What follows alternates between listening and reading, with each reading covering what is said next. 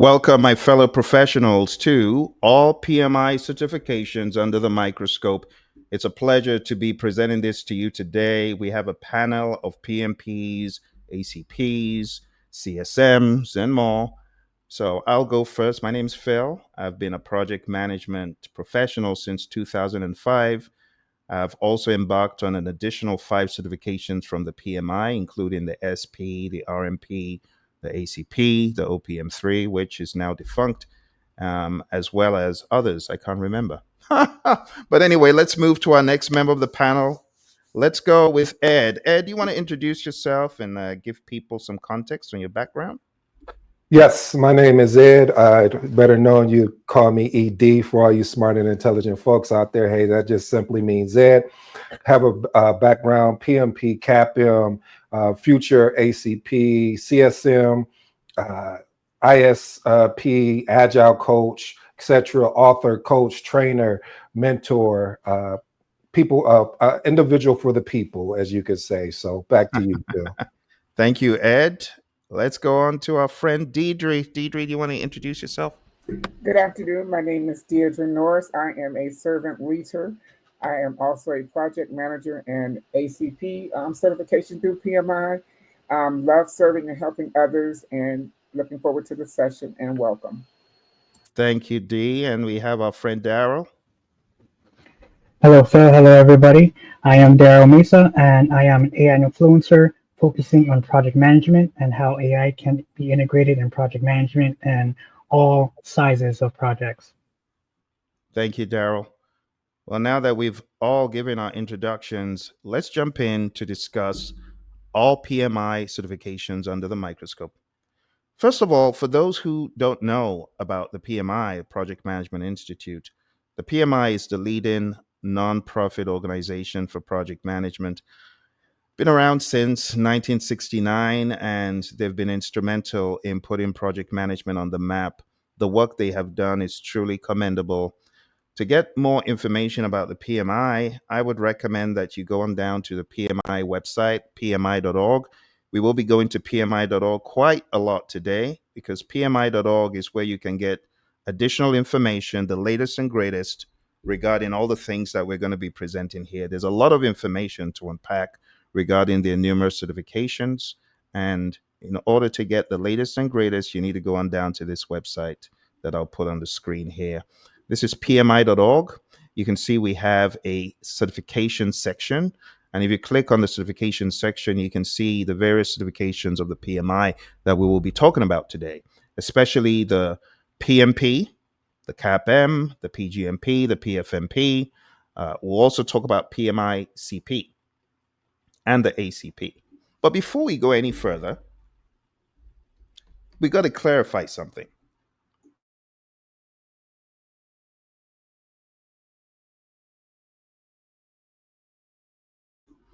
And what we need to clarify is the fact that getting these certifications is awesome. It gets you in the door. But I don't want those of you that haven't been on this rodeo before to think that getting certifications equates to getting a job or equates to getting employment quickly, because it does not. I also want you to understand that getting these certifications is great, but what transcends the certifications is the mentoring and coaching that must follow from experienced individuals who have been in the field, okay? So if you take a look at the various certifications that exist, they are from different walks of the world of project management. We have risk management, construction, business analysis. And in order to do it justice, we've got to do a deep dive. But I know some of you may be looking for an overview. So what I'm going to do first is give you a very quick overview of all of these certs. And then we'll go a step further and go into some more depth. Okay? So for now, let's jump into a high-level view of many of these certifications. I'll just give you the top of the waves, as they say, and my colleagues will be commenting accordingly as they see fit to make this a roundtable discussion. So, first and foremost, let's address the number of PMPs in the world today, to give you some context, the number of PMPs is in the region. The last time I checked, from the last official publication from PMI, was approaching 1.5 million. Okay. So I have here a snippet from PMI's now defunct PMI fact file. This was back in 2023. This was the last one that Tara published. Tara had done a great job over the years publishing this stuff to projectmanagement.com, and she was so great when we were working with her in the REP program. And she took on this role of putting all these stats out. And the last one that was published, the very final one, we can see that the number of PMPs was 1.454 million. That is insane. Ed, what do you think about this number? I mean, just thinking about what 40,000 looks like in a stadium. We've packed out tons of stadiums with PMPs. How do you feel about that? It's exciting because it lets you know the platinum status, as I would say, of the certification, meaning that it is worth something in any country or wherever you're located. So it just lets you know people are committed to learning more about project management as a whole instead of being interested, Phil. Absolutely. Dee and Daryl, what do you feel about being part of the 1.4, well, let's say 1.5 million? I'm guessing the number has hit that, because I know our CEO put out some information on social media last year. I was not able to locate the post, but it's definitely hitting that 1.5, if not more, million mark. What do you think? I think it's an honor to be a part of this community. It takes a lot of hard work and dedication. Goes back to what you said earlier. You need a mentor to help you through the process of even achieving this goal. But it's an honor to be able to be in this community and be mentored and grow, and then bring the practical application into the workforce, and then be able to share it with the next generation that's coming. So I'm honored to be in this number. Thank you, Dee. Daryl, what do you feel about that? I'm with the same as Deidre and Ed. However, I would like to challenge the status quo in regards to, the near future in the next 6 months, a year, 2 years, 5 years, as AI is being integrated into our lives. Very good thought, Daryl. So let's go down the list real quick. So, for those who wanted to get an idea, just a rough idea, again, this is 2023. This is about a year and a half ago. So, just be aware this number has grown. But this was the last official that I got from PMI. And you can see the number of ACPs, about 60,000, number of construction professionals, just 100 at the time, RMPs, 16,000 at the time, SPs, about 3.5 thousand, PBAs, about 7,000, PMPs, crazy, 1.5 almost million there, PgMPs, 5,000, PfMPs, almost 2,000, and PMI Project Management Ready, which is for newbies, quite commendable, 6,000 there. So, again, going back to what Daryl said, to challenge this status quo of the numbers, what does the future hold? We already know that AI is on the scene, and it will bring a lot of changes. So if you're looking for that discussion, stay tuned, because Daryl is going to bring some perspective to that.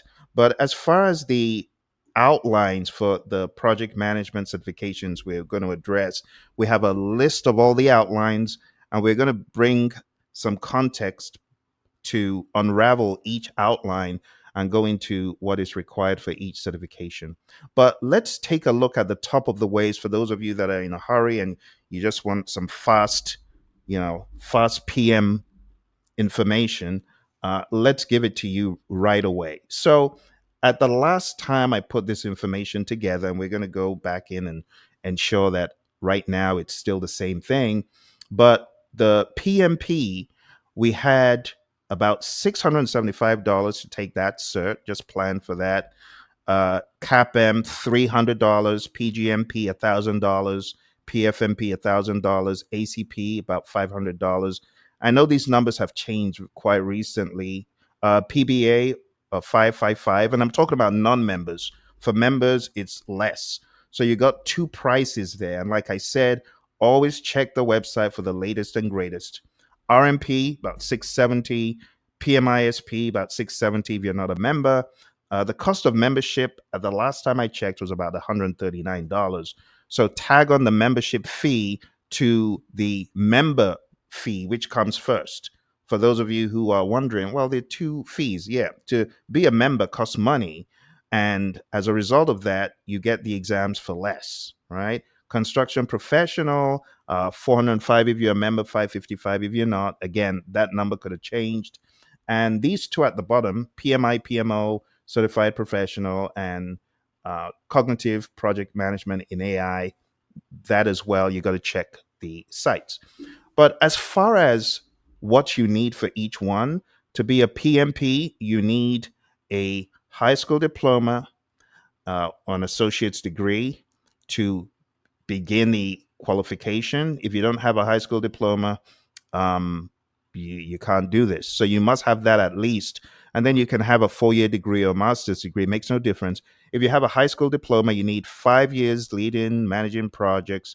If you have a 4-year degree, and we say 4-year, in the United States, it's 3 years. So we're talking about a bachelor's degree or the global equivalent, then you need at least 3 years leading, managing projects. And if you have any questions about this, because it could be quite hazy, and there are many fine lines that divide this description of projects. For example, I had a stakeholder who worked on a very robust kitchen improvement project at home, and he was able to use that to qualify. I had another student who was part of a sorority, and they had very extensive programs, and she used that to qualify. And I've had other students who were part of sororities, and there was one particular project that a student worked on for ages, which was providing scholarships to disadvantaged youth. And that was her project she used to qualify for her PMP. So you don't have to work for Fortune 500 to qualify. You could have worked on a project where there are records, where the information can be validated, presented in a logical way, and checked. For CAPM, you need a high school diploma, 20 and 23 hours. For the PgMP, it's a little bit more intricate. So if you got a secondary school diploma, then you need a combination of things: 48 months of PM experience, 84 months of program experience. And it gets rather intricate as you go down the list, but I don't want to bore you. You can hit pause and you can take a look at these to get a top of the waves idea of the prerequisites. Okay. Now, before we go into a little bit more detail on each one, if you're going to say, okay, Phil, which one is the most popular in the world that will likely get me some attention in the job space? It's the PMP. This one is being searched for by everyone and their grandma in the professional space. So if you're looking to jump in and you have the prerequisites, this is not a bad one for you. However, also be aware that the CAPM is a good entry level. And I've had many students that have gone through CAPM first because it's low risk in terms of cost and they want to get their feet wet.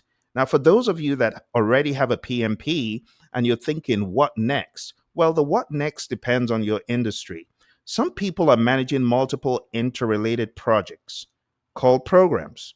For them, maybe, just maybe, the PgMP is a possibility. But I'll tell you straight up, the PgMP is like PMP times 5.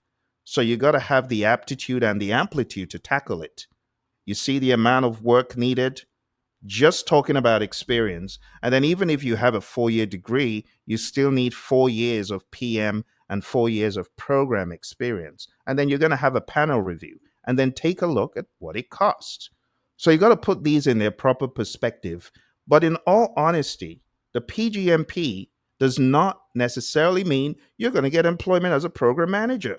The landscape is very different. Most PgMP people are maybe working for companies that support it, or they believe that it will add something significant to their career, but they're not doing it just to get in front of an interview. Because the interviews that people get for program management, if you take a look at the Indeeds, the LinkedIns, the Monsters and the Dices of the world, they're asking for just a PMP most of the time. Very rarely do you see PGMP preferred. Okay. And just so you know, program management is hinged majorly on two topics. The two topics that program management is insanely hinged on, beyond the technical knowledge that you'll find in the PgMBOK, is leadership and stakeholder engagement. If you are certified and you are worthless when it comes to leadership and stakeholder engagement, well, good luck. You'll probably be kicked out of the door, because the multiplicity of programs have stakeholders that really don't care about your PgMBOK.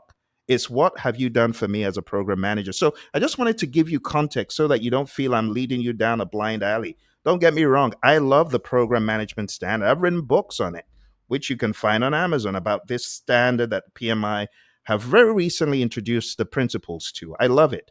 But I don't want you to go away thinking, oh, Phil said I should get PgMP. So no, I'm not saying get PgMP. I'm just telling you what's at stake. Now, the knowledge that you get from going through the process is insane. It's great. It just puts you further ahead of your peers who are managing programs without any framework, right? I talk about the GABSP, the Get a Big Soda Pop framework, which I coined as such. You can find books and videos on that. In fact, if you go to the Project Leadership Institute channel, you can find tens of hours of program management training that I've put out there. So I love it, but I don't want you to think this is your next step. For some of you who are PMPs, your next step very well might just be, let's skip portfolio for now. Let's go to the ACP. It might very well be coming for a class where Agile is broken down. Note what I said. I didn't say immediately getting ACP certified. I said going for a class where this is broken down adequately, so you have pragmatic awareness and knowledge that you can take back and use, right? So my buddy Roy and I, we have classes on this stuff. And this would be the exception when I say get ACP certified. Trust me, I've been ACP certified since 2016. My ACP, in terms of pragmatism, was worthless. I was still an agile dummy despite getting ACP certified. It wasn't until Roy began to mentor me that the light bulb came on, full blast with agile. And bear in mind, I was also a CSM. So with all of these certifications comes pragmatism. Let me ask our friend Dee and our other two colleagues here what they think about the pragmatism of any of these certifications, because Ed has got CAPM and PMP. Dee, you've got ACP. So what do you think about what I just said? Any Yes, feedback? that's why I joined your you and Roy's class, because I had received the certification but did not have the pragmatic understanding and the actual true mindset of agile.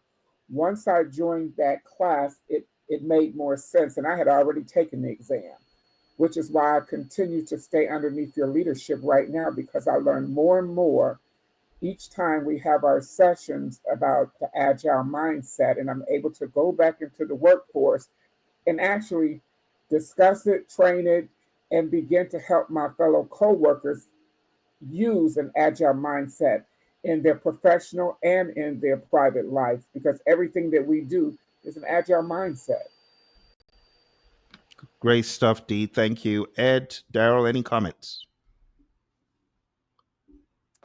Yeah, Phil, this is my sweet spot right here, where the challenge is with certifications and education as a whole is if we get so caught up in the journey of the education and not actually applying once we get to the destination. I think I like that. And the reason why I like that is because the journey allows you to apply what you've learned through certification or education. But for this specific context, we're talking about certifications, and you get to that destination. That destination for you may be a new job opportunity or the existing job that you're currently in. And what we failed to do, and I talked about this in one of my episodes, is that we don't define our post, whatever that certification is, if it's PMP, CAPM, PgMP, we don't define what does that post look like? What was the why we're getting this? And now that we know the why, what are we doing afterwards? Are we going to a Project Management Leadership Institute to learn how to become better leaders, and then taking what we learn and applying it, not just in business, but also, we first have to learn how to lead ourselves before we can lead anyone. So again, I believe that all of it is applicable. I'm a huge component on education, a huge component on certification, because I believe that it gets you aligned of what is out there in the industry. So we're speaking the same terminology, but there's one thing to just go and read a book or go and take a certification and not actually apply what you learn. So those are my thoughts, Phil, right or wrong, but that's where I'm currently standing at the time. Awesome. Right on the money, Ed. I appreciate that. Thank you. Daryl? Phil, I'm going to be the bearer of bad news, or just to discuss the openness of not the things we're talking about in regards to, you know, the value of each cert from PMI. I'm really concerned of the value it holds in the future, in the next 5 years at the minimum, max 10 years, because right now you're still considered a key resource as a project manager if you went through the entire journey of being a project manager. However, with AI coming into the integration of our lives, both personally and professionally, um, I believe it's in jeopardy as far as the value. Can each certification get me a job in a matter of weeks, 3 weeks, or even as soon as possible? What's the value there? Is there value now? And is there value in the near future? Wow. That is a real $1 million question that we need to debate. We're going to I debate want in on that debate, Phil. Because you're seeing it already. PMI has increased their prices to taking the PMP, the CAPM. They even have the CPMI. Those are hefty prices. Yeah. And directly towards to you, Phil, you know, as a student, and as I see myself a student in this profession, what's the value? Is it going to get me a job tomorrow? Am I going to have recruiters calling me up like crazy after I get certified for CPMI? You know, what's the value? And I don't think PMI is ready to entertain that question just yet. I love that, Daryl, about value. Let's Value. unpack that, though, Ed. Let's unpack the word Yeah, let's value, do it. because, it's a very nebulous word that people throw around. So when we talk about value, let's give the PMI definition of value. PMI tells us that value is the net quantifiable benefits that a customer or stakeholder receives from a deliverable that is delivered. So let's take this as a deliverable. Like Daryl is saying, we spend $1,000 on one of these higher end certifications. What is the benefit in the marketplace that it gives us? Let's not talk about the knowledge alone, but let's talk about the entry into the job space. Does it really give you a benefit, Ed? What do you think about that? Yeah, as you know, as we were talking about this, I thought about it even more, and you could look at it at two different spaces. So first space, I want to look at it from a financial opportunity. If I am at job A and I'm working job A, I get certified, and job A does not offer me, and let's reference PMP, and they do not decide to give me a pay raise or anything of that nature. Then I go to job B and they want to give me, let's say, whatever that X amount is, whether it's a 10,000, 5,000, 20, or whatever that number is, then I could tie it back and say, yeah, well, I got value from the PMP being PMP because I went to this other company and they gave me a pay raise. But then on the flip side of that, if I just stayed in job A because I enjoy the organization, I enjoy the people that I work with, and if we're not using some of those practices in that actual organization, and I'm only one person as a PMP, or let's say it's 5 of us, then it doesn't add value to the organization. And this is one of the reasons why you would see hiring managers sometimes pushing back on PMPs, because of the fact of is that individual or that collective group wants to maybe leverage the PMBOK a lot, but what we fail to understand, and this is to you organizations, is that is a standard guide. That doesn't mean you have to implement everything that's there. We can pick and choose. So the value to me is from a financial standpoint, if I leave company A to go to company B, but I still think the price point for people, coming in is kind of steep. I'm not gonna sugarcoat. I want to be transparent. And I believe it's steep because of the fact of that as this continues to grow, PMP continues to grow, you do have that thought. And I know this is where Daryl gets excited, and I'm gonna make him excited today, is with AI and AI coming in. Now, how do you make that transition where some of these administrative tasks with building a charter, building out all the artifacts in the project management plan, even scheduling, now that I've noticed on certain tools that they're adding AI functionalities to help with the two-way communication or updating your schedule. So this is where Phil, and I'm tying this all back together, Phil, so excuse me for the long-winded response, but this is why it's important you go get this PMP, but the whole point of it is leadership and communication. When you have the ability to be an effective leader and an effective communicator, this is what's going to allow you to separate yourself from people that generally just go get the PMP just to say, I got my PMP in 2 weeks, and now I should be able to go get that six-figure job. And then they go to the interview and it doesn't go that way. So over to you, Darryl. I see your lips ready to go, so I'm gonna let you.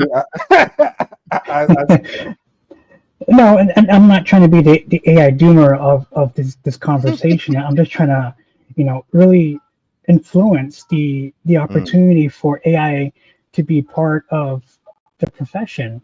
The past 2 years, 3 years, PMI has been, on the quiet side of AI, and the question now that we all ask each other, if you're not a project manager or a regular Joe Smo working on the job field, are you AI ready? That's the question we all ask.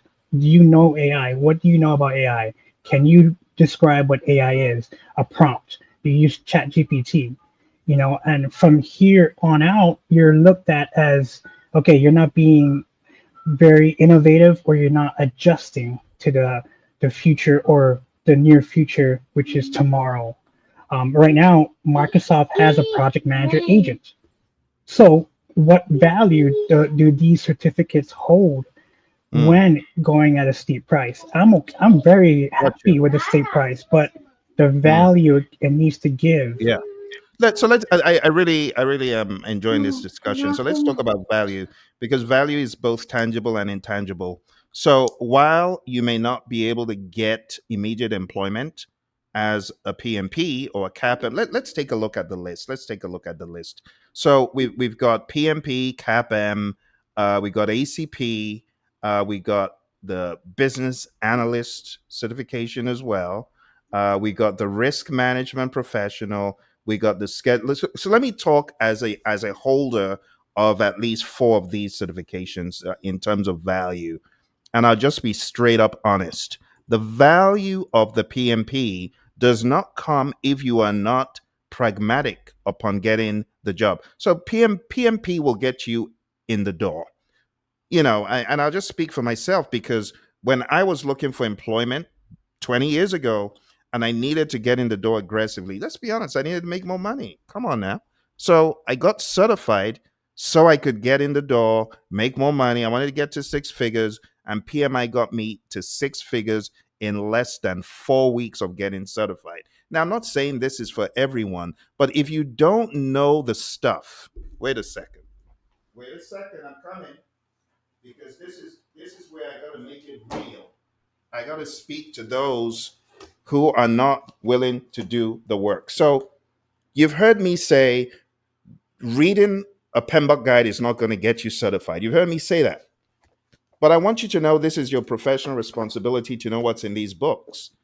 All right. Before we got on this call, I was just talking to Dee and the gentleman about getting our comments in for the 8th edition. So I take it very seriously. If you're certified and you don't know what's in this book, if you're a PMBOK dummy, you don't know what's in these books.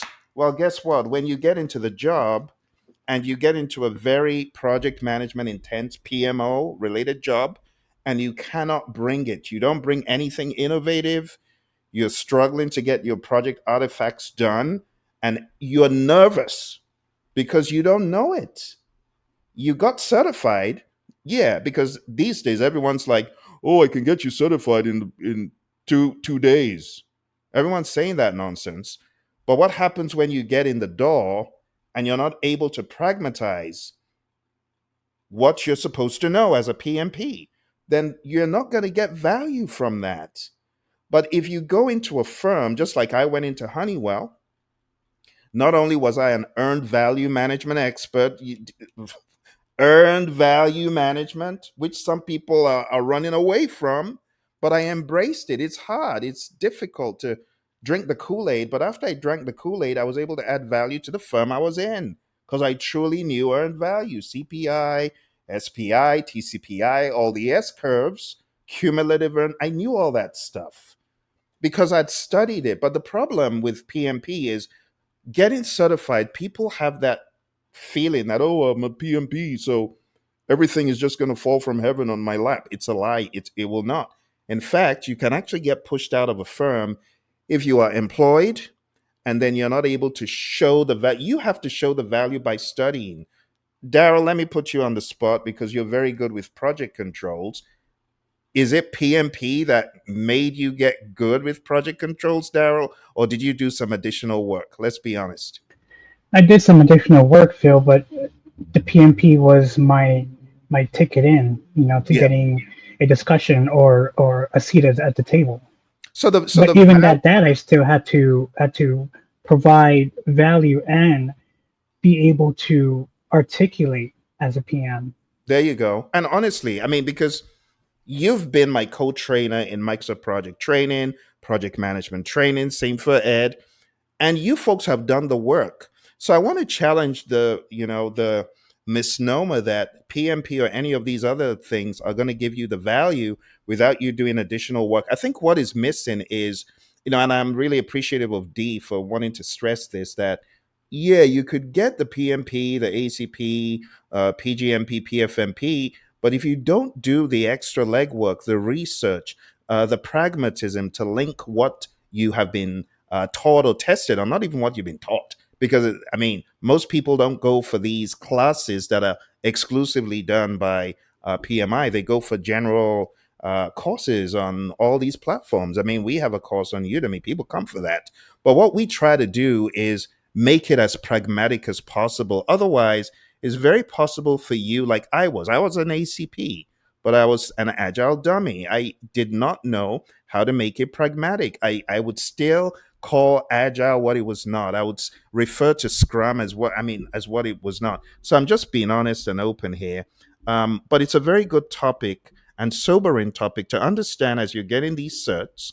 You could be certified, and in the marketplace, you're looked at as not being proficient because you go for an interview and you cannot pragmatize all the stuff you're meant to know. You go for a portfolio manager interview and you're not able to speak to things such as what is your framework for choosing one program or project over another? How do you diversify a portfolio? And you cannot speak to that.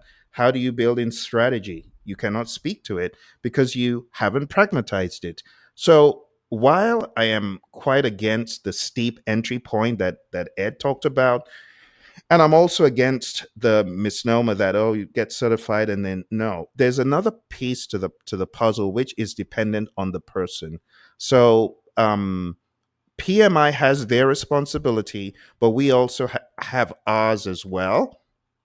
And I feel that if we don't do our responsibility to pragmatize this stuff, to know how to apply it practically, to seek out, as Dee was saying, mentorship, I feel that if that is not done, then you're just freewheeling. Dee, do you have any opinions and further comments? Because it was as a result of your influence that I added this piece to our discussion, and now it's coming out differently than, more accentuated than I had conceived when you brought it up. So, do you want to give some further perspectives, please? Yes. Everything you said, Phil, was actually me, myself, if I can be transparent. Went and got certifications, um, thought that I could go back to work and implement things, but I didn't have that on hands experience and I didn't have someone that could guide me because I was in an organization where I was actually the only project manager. They had never had a project manager before. So you have to find someone that can assist you through this process because it is a process if you want to be successful. So I truly believe that this will bring value to you as the individual, as well as value to your organization. But you cannot do it practically if you don't get some assistance. Yeah, I agree with that, and I appreciate you bringing that up as well about mentorship and coaching. I also want to touch on some because Phil keeps leaving these breadcrumbs, and I'm like I love bread, so let me pick up one of those crumbs, and it's still aligned with what we're saying here. Is I remember when I don't know about you guys, but I had this amazing math teacher, and what she did for me is that I was good with numbers, so I would be able to solve a problem, and she would tell me, well, that's great, you solved the problem, but you didn't show your work. Okay, I'm gonna let you think about that for a minute. So what she was trying to say to me is, yes, you got the answer, but you didn't show your work to how you got to the answer. What that translates into business is that when one of my mentors would tell me is that when something is done, whether right or wrong, they want to know what was your process behind coming up with that decision. And for me, the PMP is one of those certifications, or any of the PMI certifications is okay, great. You've showed that you have the aptitude to sit down and pass an exam, and you put in the work to study for the exam. And I'm not talking for those that got it in 2 weeks or 7 hours and 3 minutes. I'm talking about for the ones that really went through the journey. And one of the things you learned is that you had an opportunity to take what you've learned and start experimenting with it. Meaning, okay, well, normally we don't do a charter, so let's start doing a charter here and start showing value. But Ed, what if they don't want to do a charter? Well, you do it for yourself, so that way you start getting those reps in, as we always talk about, sets and reps, meaning we're getting an opportunity to get that pragmatic approach. So it's all about taking what you've learned and being able to show your work of how you've actually done it. Back to you, Phil. Great stuff, my friends. Thank you very much. I don't know if Daryl has any further thoughts to bring at this time to what we've just said, Daryl. Just like I said, just with AI, right now at this day and age, you can ask ChatGPT to at least provide a simple training module on the CPMI or the PMP, to get you ready. So there are resources out there to getting the knowledge, for your exam, as PMI is increasing their prices with no value behind it. Thank you for that, Daryl. Let's continue this discussion by taking a look at what our friend from Ed's channel has commented. Jay says, um, let's look at the first comment. He says, I don't want to chase certifications without experience, but no one will hire without experience. And that's absolutely true. Yeah. And I often tell people that the CAPM gets you in the door. So it's a very good one to go for at first. But in terms of value, as we've been going back and forth on the topic of value, you also need to take some responsibility, some accountability as far as maximizing the value of your PMP. So think about it. If I sat in the corner while I was at Honeywell and said, well, I'm a PMP, I guess I'll just do my job, that would be it. But I went a step further and I said, I see management is spending a lot of money trying to get my colleagues to be PMPs, and they were failing it. The exam was swatting them like flies. It was just a bloodbath. It was terrible. So I went to my boss, Jim, at the time, rest his soul, Jim Schaefer, great guy. I said, Jim, I'd love to help these people because I see that they're failing. I know a thing or two about the PMP. Mind you, I had not even been certified for up to a year. But I put myself out there and I said, I can help them. Let me have bi-weekly sessions. Bear in mind, this is not Phil, the trainer you know today. This is Phil, the program analyst, the program specialist, the project or program manager that didn't know how to train, but wanted to make a change. And my boss said, okay, let me talk to my boss, Mark. Are you looking at the leadership dynamic here? I am Joe Schmo off the street that just got certified less than a year ago. But I feel I know the syllabus enough to coach my colleagues. You see how I added value to a situation that didn't ask me to add value to it. I just minded my own business, doing my job.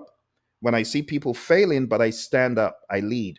So for those critics, because I know there are lots of critics about PMI critics, it's not enough to get the PMP or the ACP or the CAPM. Number one, you have to make it pragmatic. And number two, you have to add value. You have to have a value radar on to see. Another example is I was a producer in a gaming company, and that's just code for project program manager. So I worked in this gaming organization and I realized we were lacking structure and finesse. What did I do?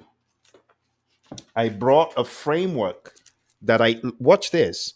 I carved a framework out of PMBOK and I presented it to my boss and team, and he couldn't understand the genius.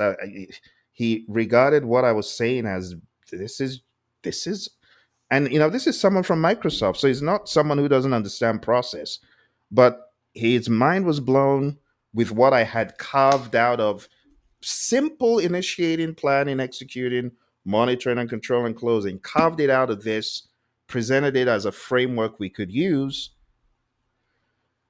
and I was king of the hill. You see, the value you bring, it's not about the certification. And, while in one vein we can point fingers at the PMI, but in the other vein, we got to point fingers at ourselves or just realize that the other four fingers are pointing at us.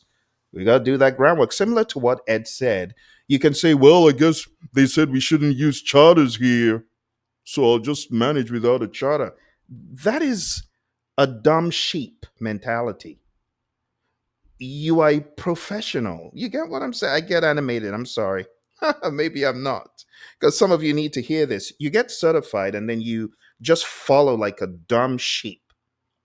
You're following a dumb shepherd that doesn't know left from right. They ain't ever had a PMO. They've never put processes and procedures in place, and you're following the firm that's blindly and foolishly doing things instead of showing the value of a project charter. But the problem, going back to, which comes first, chicken or the egg? I think part of the problem is a lot of these PMP courses, they're not pragmatic enough. They can get you certified, but in terms of the pragmatism and the leadership awareness, sadly, they don't provide them. So I can't point fingers at PMI alone. We also need to point fingers at the PMs who are getting certified, and then I guess I'll just hide my PMP under the desk. So this is Phil, can I interrupt you sure, respectfully? go for it. Um, I 100% agree with what you just was mentioning. However, with AI, like I said, being part of our lives personally, through your Android phone, to your iPhone, everybody can be an Insta expert at any point. Everyone can be a what, Darryl? Anybody can be an Insta expert at How? any time. How? Because AI is as simple as it can get right now, with the potential of being so sophisticated that it fulfills our way of understanding. It really gives us what we want. Gotcha. So if your boss is having an issue with processes, you're able to ask your chat GPT, how can I better improve this? You're able But it to bring boils that to down the to table. leadership, Darryl. Do you see what you just did? You executed a leadership thought in going to the AI. Some people ain't gonna do that. Some people aren't gonna have the gumption or the aptitude, the leadership aptitude, to be resourceful and go to the AI. Like, I still hear people asking me obvious questions you can Google. Not even that you need to go to GPT. And guess what, Darryl? They don't do it. It's still leadership. It's leadership, however, it's also a bad habit. We are going to be, we're going to have to not apply that bad habit. This is just like drinking beer and drinking and driving, in my opinion, especially with AI. So it's Yeah. going to be interesting to see how we adapt to AI when it comes to projects of all sizes. You bring up a very good point. Yeah, I was going to say, I just think just like anything, I shared with you guys recently about, and a year or two ago or longer, about that McDonald's that they built, where it is, you might as well just say it's AI generated in a sense, because everything is mostly automated, from placing your order to, they do have someone sliding your order down. But just like anything, I believe we're going to have to to adapt. Now, AI is on a bigger level, just like how when the internet came, and I remember one night I'm sitting up there applying for jobs, and my mom asking me, well, why are you not going to these places filling out applications? I was like, we don't do that anymore, Mom. This is what we do now. And so, and this goes back to the DSL, the AOL disk type deal. So everything evolves. I think the most poignant question to ask is, how are we going to evolve, or watch this, get ahead of where everything is going? And I think that's what you're trying to drive, Daryl, of really getting ahead and being prepared. Right, right, exactly. And it's just because, like I said, I go on PMI.org and I want to take an exam. Okay, I want to become a program manager. Oh my God, it's $1,000. Okay, why? Does this $1,000 get me a job as a program manager, or do I still have to provide the the networking and stuff? So it doesn't give that value and that sense of where we're at right now with AI, of how we all say robots are coming. Now AI agents are coming, not sophisticated ones, but the simple ones that will be able to give you the opportunity to have it do tasks at a simple level, meaning it will take notes for you, which Zoom has it, Microsoft Team has it. So either way, AI is being integrated as we speak, and we still are not understanding how powerful it can be when it comes to project management. You bring up a very good point. Something that just jogged my memory, Daryl, is the fact that the value, like you said, you go to the website, okay, $1,000. Why? I mean, why is it not the same price as PMP? And this is a question that PMI will have to answer. I don't think the value proposition is very clear for PgMP. Is it just to tag on a higher price, or is there truly more value from being a PgMP? Because if you go on all the job boards, you'll be fortunate to find 5 current in the past 1 month jobs that refer to PgMP as a must. So you bring up a very good point, which takes me back to many years ago under different leadership. There was an aspect of the PMI's portals where you could search for a job based on what your certificate was, and PMI would kind of bring jobs to the forefront. I don't know if they still do that. I haven't seen that in a Yeah, I while. just recently got an email about that, Phil. I'm so glad you brought that up. Like literally, I think this week or last week, and I was like, "What is this?" And yes, you're right. What you're talking about. Oh, that's cool. So, I mean, that's part of value. But again, to $1,000 is a lot of money. And when you fail the exam, let's talk about the resit fees. PMI makes a killing from those. So I guess this is a word for PMI and our friends in the organization. Try to add more value, more, and even if you're doing it, the value gets buried when it's not brought to the surface.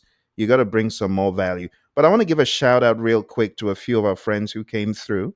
So, first of all, we had one of our friends who said, will this be available for replay? I'm not sure who this is, but yes, it will be available for replay. We had our friend Marcus come through and say, what's up, Ed? Thank you, Marcus, for coming through. And then we have our collaborator and friend from the Praizion tribe, Scott. And Scott, welcome. Scott, I know I owe you a response to one of your most recent emails, so hold on to that thought. But thank you for this comment. Scott says, but with AI, you need to understand the problem first, and then have to have understanding to ask it the right questions in the first place. It's the same relative question of what tools do I have and what task do I use the tool for? Do I use the half driver to turn that nut or a torque wrench? Very good analogy, Scott. And Scott also sent in this other comment and said a significant number of projects fail. So having a cert is just a start. You have to be able to execute. And you can see from Scott's title there, he has a lot of these certifications. He says PMs are leaders of people. So having a framework is better than no frame. You have to have processes to teach people and lead them towards goals. Exactly. Thank you for articulating that. So when you take a look at Phil, a I lot of, wanted to comment on Scott's comment and yours as well. And this is, targeting outside PMI and price gouging. Um, Everybody's going to be price gouging. We all see it right now. Take my AI Mm, course. You get it's 500 bucks. You're going to get a job tomorrow. You take that course. You spend 500 bucks. Nothing happens after a week.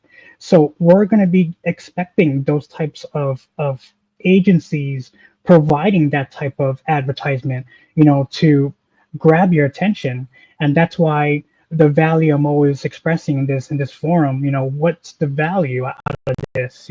Why am I mm, sitting in this webinar? yeah. If I take this journey, to take time away from my family, watching TV shows, Mm, does it get me where I need to be? that's a And great question. Yeah. we're all going to experience that. We True. see it every day now. Hmm. With the thought leaders in PMI. I Yep. know AI. I've been doing AI for 40 years. Okay, I get it. So why aren't you doing this? Yep. You know? Yep. So my understanding of this is we need to collaborate, but nobody is collaborating Mm, in our yeah. profession. True. Man, I True. want that. You got to tee that question up, Phil. We can't. Hey, I got time if you got time. Yeah. Because that, I mean, but I just, because that's an interesting question about value. It's still coming back to this value question. I mean, because when you think about it back in the day, and they kind of, I'll say, controlled it a little bit better. I call it the shiny object syndrome, where they're selling you, hey, buy this product or buy this course, and you'll be able to make $1 million. Look, I'll show you the receipts of how I've done it. But I just think if we have to, again, go into Phil of what he was saying about, we also have to take accountability for ourselves as well. And we can't put it all on PMI. With regards to what I mean by that is that that's like getting a college degree, and then Mm, I get out of school and I don't get a job. Man, I'm not telling you something I heard. This is something I lived. As soon as I graduated school, I ended up in retail, and I was confused. Why am I in retail with a 4-year degree? And I was mm, I was sold the dream of, hey, go get this college degree, and you should be able to walk into corporate America or business and or whatnot. But then this is what leads me to what Jay said is you don't have the experience. So then you go chase the experience piece next. So I know you want to say something on that. What was your thoughts, Daryl? I understand that. However, in the near future, project managers are going to be asked, what have you built with AI in your project, in your projects? Or tell me a time where you had a situation where you had to integrate AI in your project, and what did you do to overcome that? And how did you help influence and adopt AI in your project? Or how questions like, okay, I feel your resume was created by ChatGPT, dude. Tell me why it's worded as ChatGPT when the way you're speaking is not as it doesn't align with your resume. Well, but I just think even with that, even looking at ChatGPT for the resume system, see, this is, to me, this is a big chessboard. And when you're looking at the chessboard, and I'm looking at it and saying, well, hey, you use an application tracking system because you're looking for keywords. And fortunately and unfortunately, some great or exceptional candidates get kicked out because of they don't have the right keywords. So I use ChatGPT or any particular AI system out there to actually help me when it comes to, so I can get in front of the hiring manager, because I believe and I know I'm deserving just as anyone else. So it's really it's they do this, okay, well, we got to pivot and do that. So mm. Good points. I want to hit this really thoughtful question from Dr. Ngondo, which says, how sustainability and green project management could be integrated in the PMBOK guide and impacting the overall PMI certifications? That is a great question.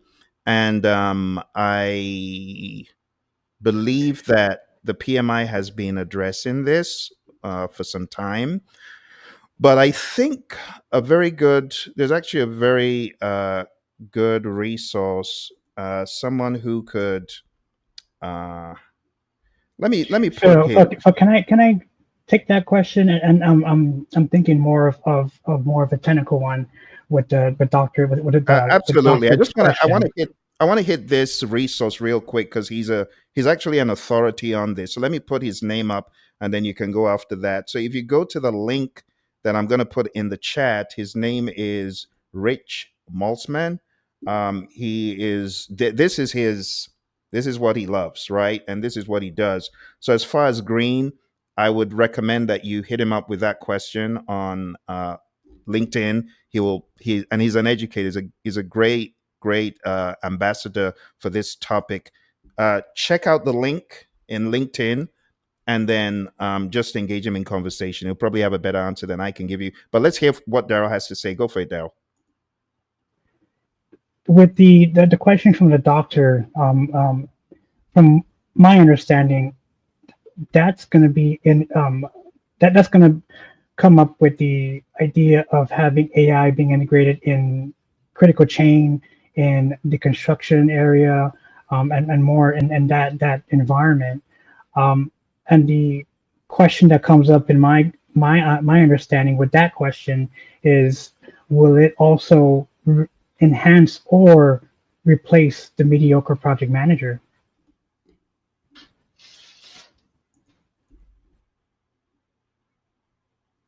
Any comments from D or Ed on that? No, I want to go check out that resource you just provided, Phil, because that lane for me, because when I think of green projects, I think more of going from like solar power type projects or green electric. And I mean, so I'm not that averse in that, so I don't want to speak, but I just think it is going to be interesting to see where do we go with this. Will we start moving away to more electric type, vehicles and getting away from gas and or I should just say oil in general.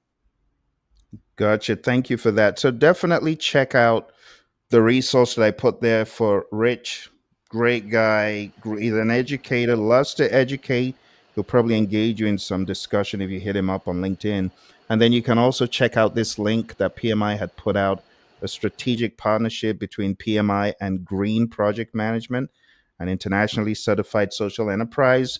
Check those out because I don't want to give you 2 cents that is not really worth 2 cents, if you get what I mean. If I was And going to tackle this, PMI actually had and it might be on demand now, but they had a webinar. I can't remember if it was maybe about a year ago. I remember listening to it on Green. So check their on-demand webinars. You might even find where they had a speaker on about in reference to Green and project management strategies. awesome. Thank you, D. Appreciate that. And yeah, check that out, and I'm sure you'll get some valuable information. As a layman, if I was, I've taught a company or two that is deeply into green, but what I would say is that it's not a bad addition. What PMI has done over the past number of years is they have created addendums to the PMBOK guide. At my last review, I don't recall seeing any addendums, in the area of green energy and stuff. But it's a good question, especially the way the world is tending towards this topic more than ever before. Definitely something good to add in. And I'll leave you to do some research. Being a doctor, I know you won't have any trouble doing that using the links that have been provided. Awesome. Okay. So to kind of bring this 360, because I know everybody's got stuff that they could be doing, while I appreciate the discussion, I have not quite seen anything like this. So hopefully this will be the beginnings of other people taking on the mantle to discuss it and bring thoughts to the table. But as far as the other certs that I have not highlighted, the PfMP, Portfolio Management Professional. Again, it is great to have a framework, similar to what Scott was saying. When you have the framework, you can then take it and you can customize it for each organization. But some folks, they haven't really uh, thought about doing a portfolio management certification. Maybe if you are involved in selecting programs and projects in your firm, well, this could add value to you. Talking about value, Daryl's question, which I mean, that's just such a great wormhole to go down. Because if you talk about value, if you are in the profession, if you are a program manager and a portfolio manager, and you don't have a framework to save yourself, wow, yeah, you should jump on this, to even if it's just to understand the framework and then take that framework and adapt it to your own organization. If your organization is involving you in portfolio management decisions and you don't have a PfMP, why would you argue that? Especially if you're getting, six figures at least, higher six figures. Why won't you take time to add value to yourself so you can add some value to the firm? Let's not forget that a lot of the value will come from the knowledge. So if you're just looking to get certified, that's not good enough. You should be looking to get the knowledge and make it pragmatic. The same for the PMI-PBA. I've been through the syllabus. It's a very good program in terms of the syllabus, but again, you could get certified and not pragmatize it. You got to pragmatize all this stuff. So that's about $555 for non-members.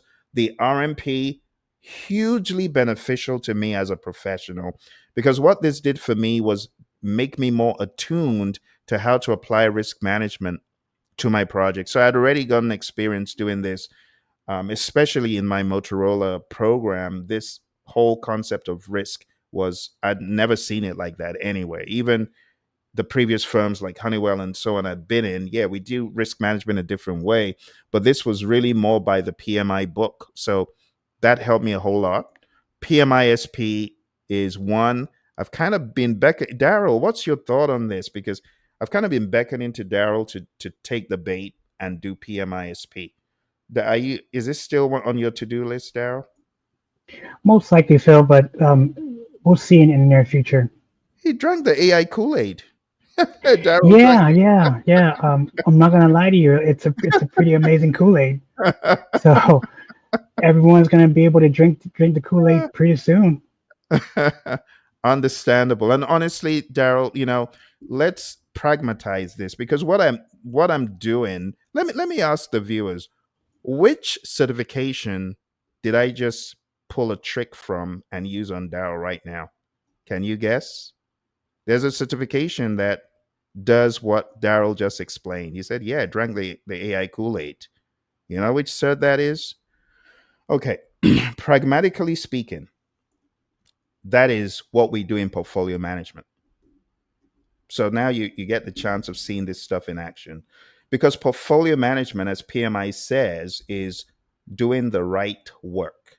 Project management is doing the work right, but portfolio management is doing the right work. And for Daryl right now, he just made a choice. I'm following the AI trail, and the PMI-SP trail is putting on the back burner because he made a decision to choose a program based on value, based on urgency. Because if he doesn't get on that bandwagon now, before you get to July, Altman and Musk and all those players in the AI game, they've moved 20 steps ahead. So you got to stay on it. So yeah, point taken, Daryl. I understand. And Phil, and the reason why I chose this journey is because, you know, everyone is saying AI is going to take over your job. No, a someone who knows AI, even the basics of AI, will take over your job. So you can have you can go through all this journey of being a PMP, CAPM, but the honest truth in reality, you need to know the basics of AI. Wow. That's a really great, profound thought right there, Daryl. So let's unpack that. So what Daryl is saying, we already see happening today. How many jobs that you see were done prior by someone else, but now that AI is on the scene, it ain't being done by that person anymore. It's being done by someone else, right? Who understands how to use the tool, how to use AI. Case in point, I would hire, and don't judge me for this. Back in the day, I would hire several artists, illustrators, colorists, um, people who can write the storyboards for comics, because I used to publish comics back in the day. But guess what? I don't even need to hire them anymore because AI is going to do it with revisions, no questions asked. Why didn't you tell me this before? Why are you doing this at the 99th hour? I can just ask Sora or Midjourney to revise it. So you bring up a great point, Daryl, and taking that as a cookie cutter and translating it to the world of project management, you're very correct. If I couple what you've said with what Scott said, I can see that if you have good leadership understanding, you're going to know the right questions to ask the AI. And as you said, if you have the AI understanding, you're going to put those two together and you're going to be unstoppable. And you could manage 100 projects without blinking an eye because your agents will be doing it. So, Daryl, speaking of agents, because some of our friends on the call don't understand agentic AI, can you unpack that a little bit for them so people know what do you mean by agent? Isn't GPT an agent? Can you clarify that for them? Um, so an agent is a chatbot, more advanced, that will perform physical real-world tasks on your behalf. Meaning, it can plan, it can reason, it can execute specific tasks that you ask it, like plan a meeting in Microsoft Teams. And with ChatGPT is just a chatbot, like we are always accustomed to, like Siri or Alexa. So taking that ChatGPT chatbot environment and having it act on your behalf is what an agent is supposed to do. It can do some some simple tasks, but not when it comes to being complex. So the basics of general AI is where it's at right now. The sophisticated AI agents are not well defined just yet. It's coming, but it's not. We're not there yet. Mm.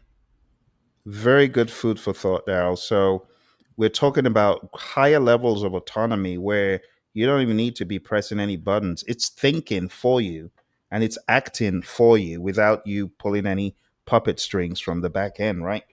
Yes, and we see that now with Alexa and Siri, where we're talking to someone in person about buying Doritos because I'm craving Doritos. An hour later, you see Alexa or Amazon giving you some feeds on your Right. Instagram or YouTube.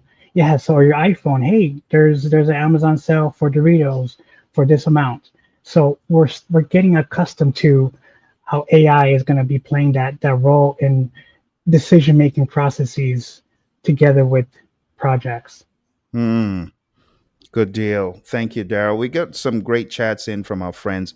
So, Scott, thank you for this comment. I think the good doctor will appreciate it. So, in response to the good doctor's question, Scott says, as a systems engineer, sustainability to me is about the project life cycle from conception to retirement. Can you integrate sustainability in your prototype and building and manufacturing of the product to reduce waste streams? Because disposal or leaving a trail of hazardous waste or reducing it or lowering your carbon footprint are important considerations in building and products. Absolutely. Great thoughts. We also have another chat from Scott here. And Scott says, been to a McDonald's where you can place your screen off, your order off screens in the lobby, or AI agents or bots when you go to a company to ask for help or service. It handles the interview until it branches finally to a person. It cannot answer the question. So many tier one, tier two support functions could be handled this way in the future. Yeah. And these are jobs people have today. It's true. So I see any job requiring low end skills being replaced. It's just a sobering truth, which is why, as Daryl said, you will not be replaced by an AI, but you will be replaced by someone who knows how to manage that AI tool. Because there's a human behind it. To take from Daryl's a human in the loop uh, concept. So good stuff. Any response to that, Daryl? Any further thoughts? Feel more of circling back to the CAPM in regards to the basic entry, ticket to getting your PMP and so forth. What are your thoughts of where it will be valued at in the near future, in the next maybe 5 years? Will the numbers be reduced as far as having being CAPM in that way, or will it still continue to grow? Great question, Daryl. So in the future, what I see is all of these certifications are going to have an AI component because AI is going to become the new normal. It's going to become a standard tool for enterprise, for any business. So every walk of life will have an AI tool that pretty much is, like you said, an agent helping you along the way, even for CAPMs. Back in the day when we saw those MCSC certifications as being all this, so, and then they became so commonplace. So I can see the CAPM still being relevant, but not as we know it today. It's likely to include some AI considerations, some more technical considerations as the world of AI begins to evolve. That's how I see it. You know, there might even be, as the much heralded AI agent for project managers that can pretty much do everything that a project manager does without ABC instruction. It's just plug and play. It's the same way when QR codes came. People are like, "Oh, this is so." I am seeing technology advancing at such a rapid rate that these things are normal. QR codes used to be, "Oh, it's cutting edge." Now it's just, you don't use QR codes. At which century are you from? I think that's how these AI agents are going to be once they take hold. We may still be some years away, but it's actually going to get to the point where they're a lot more rampant. So I see the CAPM changing. I also see the PMP changing. I guess by the next iteration of PMP, I will be quite surprised if it does not have some form of AI component. Now, I'm not saying it's going to be the right stuff right off the bat. As with PMI questions, they're going to be pre-test questions. So PMI would be prudent to put some pre-test questions in the next round so people get used to seeing them. And then as technology evolves, I see that taking root. The same for RMP and SP more than ever before. But you and I already know, Daryl. I mean, you very recently did something with Microsoft Project and AI. You want to give the audience some, if you don't mind, is that something you're willing to talk about? Sure. So my intent and my vision of where I want to take AI is, put in a scenario. I'm a project manager at an IT company, and it's my day to work at home today, Saturday. I have a report that's due to my team in about 2 hours, but I want to get some coffee. I want to be able to task the AI agent to physically open up Microsoft Word, create that report, and while I was doing that, I want to leave my house, physically leave my house, and go to Starbucks, kill time for an hour, and come back, and that Word document or that report will be ready for me to review and emailed to my team in under 2 hours. That's where I believe AI agents are progressing towards to. Many people believe that we already are at AGI, some sort of it, but not full AGI, in my opinion. But that's the intent of where I see an AI agent integrating with project management, because it still is going to require human in the loop. No matter how we deny it or not talk about it, it's still going to require that human in the loop. And for me to understand where project management is headed, it's very important to me because everything is a project, in my opinion. I love that. I was going to say something just to add some more context on that from more of a security posture standpoint. I agree with both you and Phil. I agree with Phil saying that it's probably going to take a little bit longer, and look how we're saying longer, a year or two, or a little bit, probably no more than 5 years for AI agents because of security posturing. And a lot of organizations are not going to be willing because the fear or the concern, even if your own organization, will this information get out to someone else that we're trying to really not let them know about? So I really think the security posturing is they're going to have to feel comfortable with the AI piece of things from an AI agent, not just leveraging AI through Copilot or anything like that. Right. And in my opinion, and this is me speculating and predicting of where things will come about, based upon my experience living and breathing with AI agents. Yes, I do use AI agents or AI every day of my life. It's wonderful, but however, I fact check them at all times because they lie to me, just like a human being. True. That's So, a good point. Yeah. in my opinion, with what you were expressing, the security factor is going to be expedited because we are an AI race with China. Mm-hmm. If the AI race wasn't declared with the US and China, we could debate all we want and how many years it will become, till we reach full potential AGI. Now we're in a race with China. So it really puts that into motion as far as how AI will be integrated into our lives in America.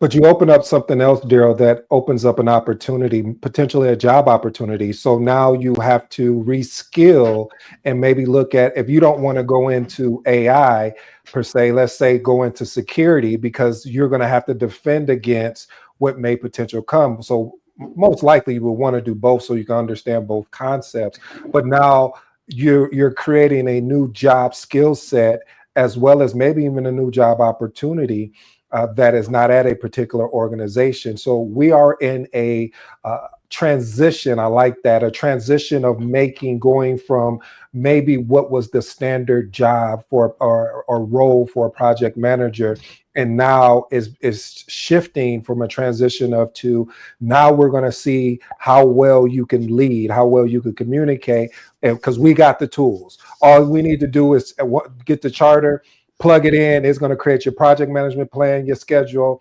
We'll have a dashboard to see the project status, etc., and everything will be automatically aligned. The only job, your role is to be able to look at the information, verify it's accurate, and then also ensure that you're leading the people with influence and inspiring them to get the work done.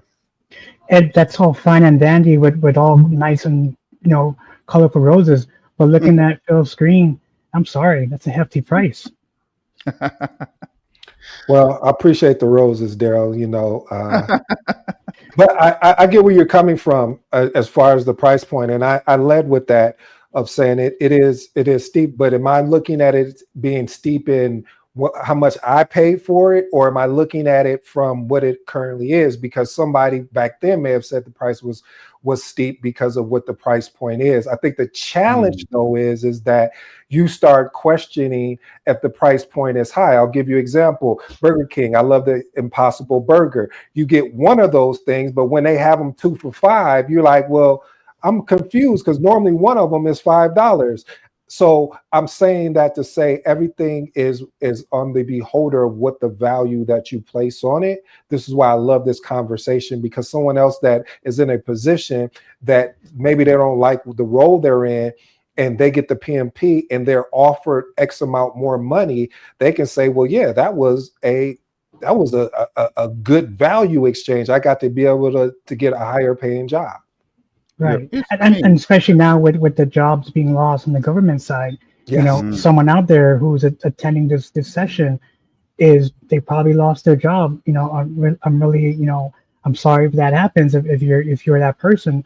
But looking at the screen, I'm like, why am I going to take this course? Why am I going to go get certified when it's $1,000? It doesn't guarantee me a job.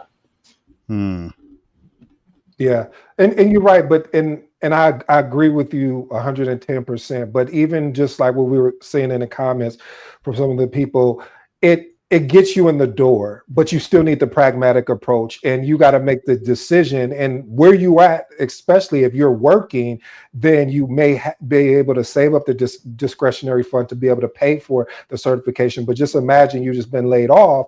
Does this make sense for me to go get a certification, or does it make sense for me to go maybe volunteer somewhere where I can keep my project management skills intact and things of that nature, or go study through AI and start making sure that I'm keeping abreast of the concepts and terminologies, because if you don't do that, then this journey, when it's not going to be worth it either way you go, getting certified or not. Mm, great points, gentlemen. Well, we've been going pretty aggressively for over an hour. There's so much we can talk about, but we got to land this spaceship for the benefit of us and our families, because we've been at this since nine. People watching don't understand that we've been having our Project Leadership Institute sessions before we jumped on. So I want to be mindful of that, and let people, around you be able to enjoy your presence family wise. But let's try and land this. My concern is I've got at least another 5 hours of content, but I got to shorten it down to maybe 30 minutes. So let me go into manic mode if I could. And let me break it all down. Okay, take a look at the screen here, my friends. We have all of these certifications that we've been debating and talking about. There's so many of them.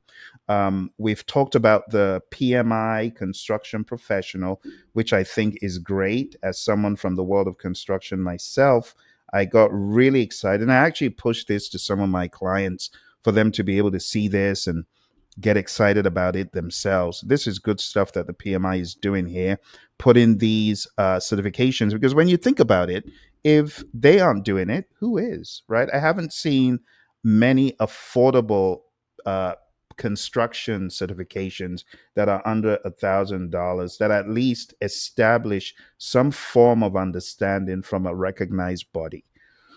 All right. And then we have the PMO certified professional. I am not particularly enthused by this because I think PMOs are moving to a different model. I think PMOs are going to be moving more towards a VDO, value delivery office, or community of practice, as I have done for several of my clients. We've taken it from just being a draconian PMO. I was training up in one of Warren Buffett's companies, and they said, Phil, we're not doing that PMO stuff. We tried it before, it didn't work. Why? Because it was a bit too draconian and people didn't gravitate towards it. Well, it just tells you PMOs get a bad rap because they're looked at as being the popo looking to arrest people and send them to jail. But we don't want that to be the case anymore. So we got to change our mindset. So in some organizations, PMO is a forbidden word, and I don't begrudge them for making it so. So as you proceed to get your PMI PMO, just proceed with caution. Understand that more than ever before, companies are becoming more hybridized. And as a result, the PMO model is moving away. That's right. The PMO model is moving away. And what people are doing more is going more into the world of community of practice, where we all own a piece of the pie. In fact, in the PMI's Agile Certified Practitioner book, they tell you that there's such a thing as an Agile PMO, and becoming affiliated with the PMO needs to be more of a volunteer process. So even PMI caught that in the Agile Practice Guide. But the thing is that a lot of firms do not have this forward thinking vision of moving from a PMO to a COP, community of practice, or moving to what we call a value delivery office. And there are other models. But in these models, in the community of practice model, everyone owns something and they bring their collective knowledge and they find a way of best fit, you see. So it's not always going to be a PMO model, which is the only reason why I'm not crazily enthused about it. But is it good to understand how a project management office should morph into more of a community of practice model?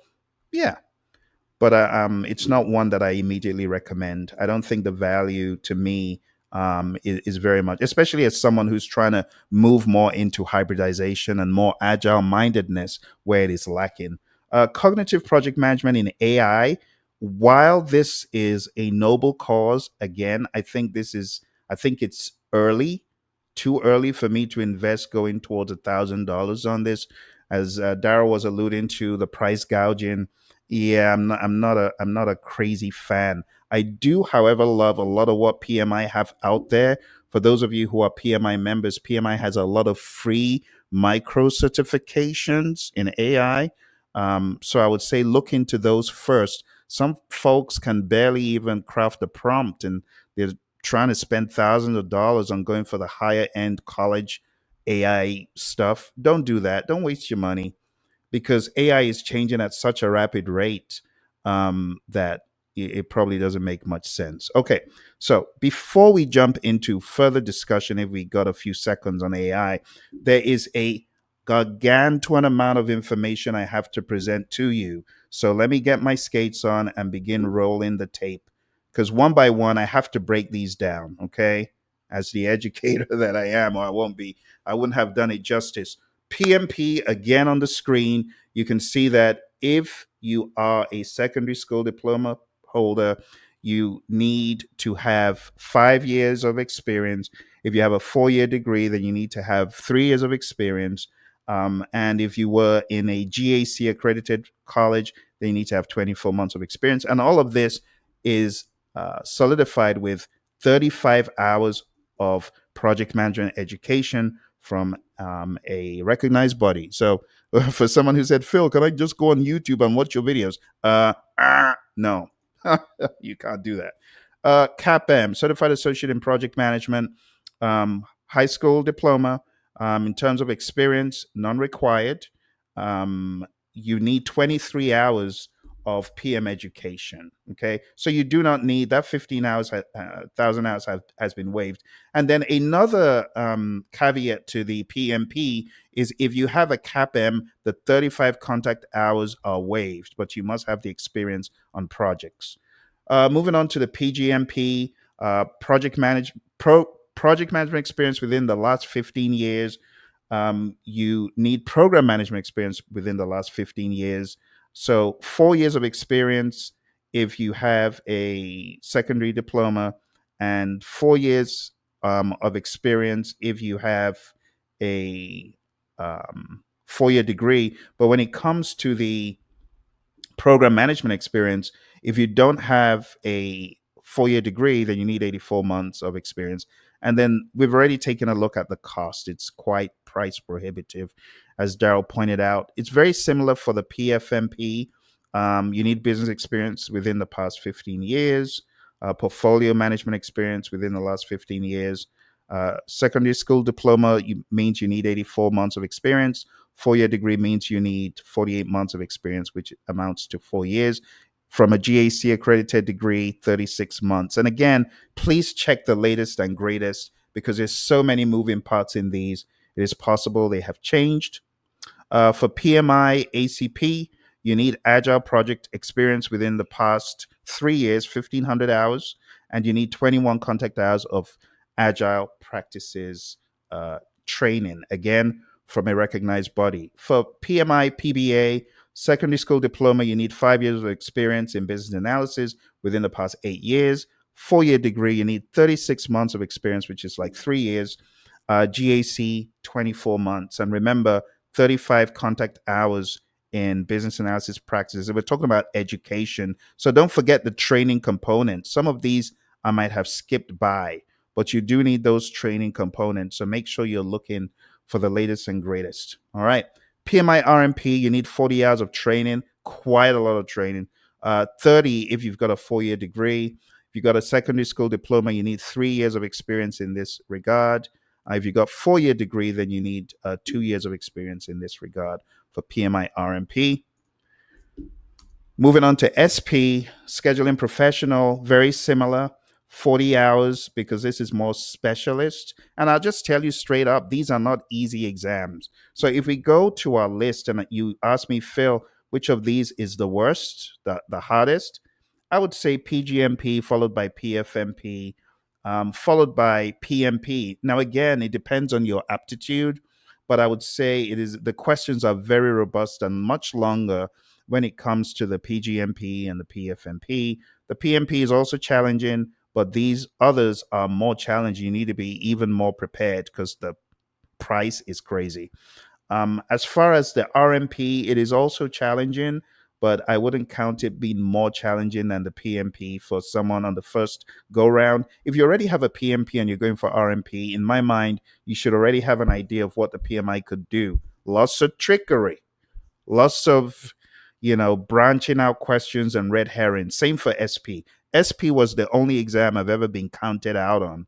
I saw the clock go to a zero because I was busy fighting some network diagram question. So when you're going into these, try to get some insights and understanding from those who have gone before you. For the PMI-CP, it's a little bit different. We talk about completion of 4 PMI ATP construction focused modules, 36 months in construction of the built environment in the past 10 years. So they upped the ante on some of the requirements there. PMI, PMO certified professional, 36 months of PM or program management or current PMP, 10 hours of PMO specific education, cognitive project management in AI, completion of CPMAI basic course from PMI, 27 to 40 hours, and experience for AI machine learning initiative practitioners. I don't think there's any prerequisite in that regard. So it's a little bit different, but please make sure you're checking all the information that you should. So at a very high level, that is some of the detail. But before we go, I don't want to leave you high and dry guessing, okay, what is the syllabus? Because the syllabus is something else that I will have to present to you. So let me go ahead and share really quick the top of the waves of the syllabus, just so that you can get some further context regarding any of these that you want to go for. And I'll just ask my friends on the call if you're able to drop any other perspectives in the chat. For our friends, please do that. So let me bring this over here. Actually, not this. Should be something else. Give me a second. I have all sorts of windows open here. It's actually like a very chaotic environment. I'm trying to consolidate all of the PMI handouts, or PMI outlines, I should say. Okay, let's try this again. Here we go. Is it this one? Okay, I think it is. Okay, good. So let's start from the beginning. And I'll do my best to share each one of these as I go over them. So the first one is a PMP. This is the content outline. And just to give you the top of the waves of what this exam will test you on, you got the people domain, which tests you on leadership, interpersonal skills, human interactions, things of that nature. 42% of the exam will be from that domain. The process domain, 50% of the exam, and the business environment aspect, just 8% of the exam. Going over to the CAPM, the CAPM was recently updated, and here you can see we have project management fundamentals and core concepts, 36% of the CAPM. Predictive plan-based methodologies, just 17%, the smallest of all. Agile, 20%. And business analysis frameworks. I had to go dust my business analysis frameworks because of this. I literally wrote a book in a book because I had to go into PMI's framework to be able to present it to my students. And I shout out to Anne, one of my students, who just got certified as a CAPM, and she had to go through all of this stuff. It's a lot of stuff when you think about it for the CAPM. Moving over to the PgMP, I have covered this on the Project Leadership Institute channel if you want to go more into this. But your PgMP exam is broken down into strategic program alignment, 14%. The biggest chunk is program lifecycle management, 44%. The concept of benefits alignment, 11%. Stakeholder engagement, 16%. And governance, 14%. Going over to the risk management professional certification, it's broken down differently from how you would imagine if you're aware of the 7 processes of risk. But we have risk strategy and planning, 22%, risk identification, 23%, risk analysis, which will be qualitative and quantitative, 23%, risk response planning, which deals with avoid, transfer, escalate, accept, mitigate, 13%, and the concept of monitoring and closing risks out in your risk register, 19%. Going over to the schedule professional, We have a breakdown, which is a little bit different from how you would expect it to be based on the 6 things we do in scheduling in other publications from PMI. But they break it down like this: schedule strategy, which a lot of people are not thinking about like a strategy, is 14%. Schedule planning and development is 31%. Schedule monitoring and controlling, which is a large chunk of how valuable scheduling is to you as a professional, is 35%. Thank goodness. Schedule closeout, 6%. And stakeholder communications management, which is what you would do with your schedule, is really more of a communication tool than a beating people over the head kind of a thing. And that's 14%. Going over to the ACP, the PMI again recently changed this in 2024, much to my almost shock horror. But I'll go into that on a different day. But we have just a more streamlined presentation of domains. Mindset is 28%. Mindset is everything, right?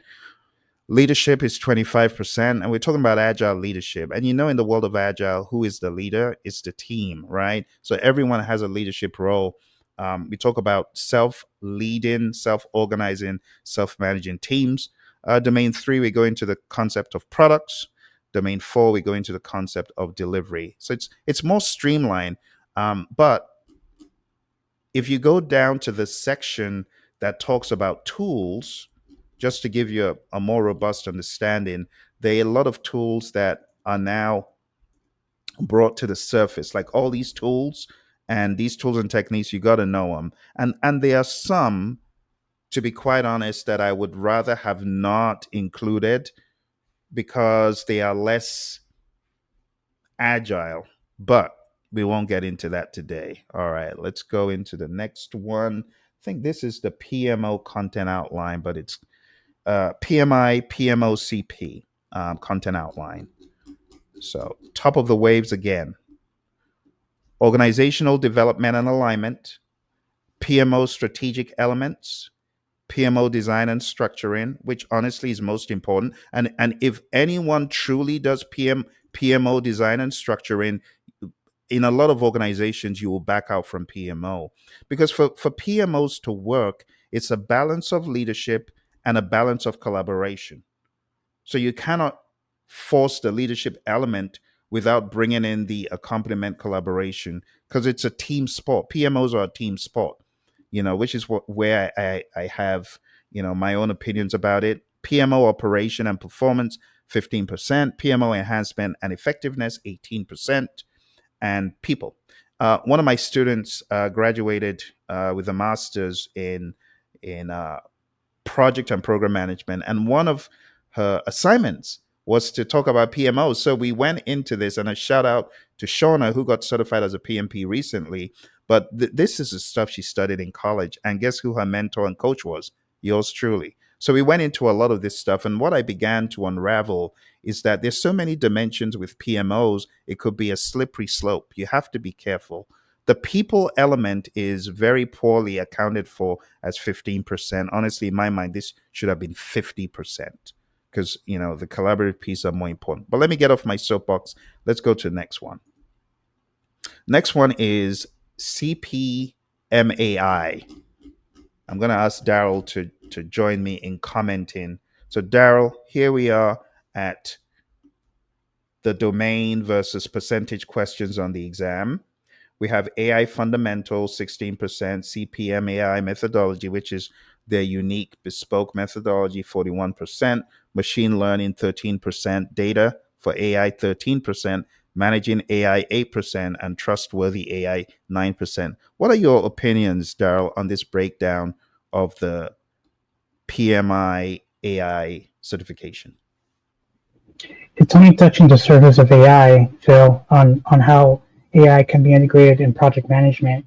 It's also touching the surface with how the brain works, having the word C in front of the AI. It doesn't focus heavily on that as well. And this is me just understanding the website and reviewing it, asking ChatGPT, is it worth the money? And what is it missing in regards to AI and PM and so forth. So it's too early to tell on this credential, considering the high prices. Awesome, Daryl. And I agree with you that it's too early. So you would have liked, as an educator, because you're my AI coach. So as someone that I've learned AI from, a lot of AI, and you're so wildly on the technical side of AI as well as the ethics side and the leadership side. But let me ask you, if you are going to up the ante on any topic that is here or not, which topic would you accentuate a little bit more? The first two, the AI fundamentals and the CPM AI, basically because we all have to understand the basics, no matter what Mm, level you come from. And mm. it's understanding prompt engineering, understanding what GPT is, understanding how to type in chat GPT on the internet, so it's just those basic fundamentals of AI and cognitive in that perspective. Great stuff, Daryl. So let's take a very quick look. So this is understanding of artificial general intelligence, AGI, strong AI, weak AI, basic stuff, the Turing test. So some of these are the basics that you would expect. AI applications and patterns, applying machine learning fundamentals. And then let's take a look at the CPMI methodology, differentiating AI project management approaches. So this getting more into project management from an AI lens. Explain why AI projects differ from traditional software development, evaluate ROI. A lot of stuff that PMI have recently put out here when they selling this course, executing the business understanding phase, managing and, the and, data. and it's slowly becoming obsolete. That that curriculum. Absolutely. Yes. And without going into that today, but I absolutely wholeheartedly agree. And you're very correct when you say it is very early in the day because AI is reforming by the second.